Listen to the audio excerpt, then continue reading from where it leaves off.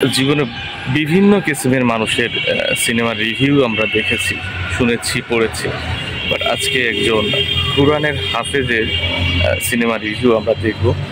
তো প্রথমেই আমরা তার পরিচয়টা একটু জেনে নিই। আমি হচ্ছি একজন কুরআনের হাফেজ। আচ্ছা ভাই, আপনি কি নিয়মিত নামাজ কালাম পড়েন?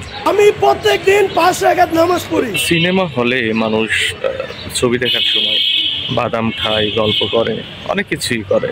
তো আপনি আসলে কি করেছিলেন এই সিনেমাটা দেখার সময়? এই সিনেমাটা দেখার সময় আমি সিনেমা হলে 20 রাকাত নফল নামাজ পড়েছি। আচ্ছা আচ্ছা, এই সিনেমা থেকে আপনি কি শিখতে পারলেন? এই সিনেমার ভিতরে দেখানো হয়েছে যখন আপনার গার্লফ্রেন্ডে কেউ ডিস্টার্ব করে কিভাবে তার পাশার ভিতরে বাড়ি মারতে হয়। সিনেমাটা দেখার পর আসলে আপনার উপলব্ধি কি বা আপনার জীবনের চাওয়া পাওয়া আছে কিনা?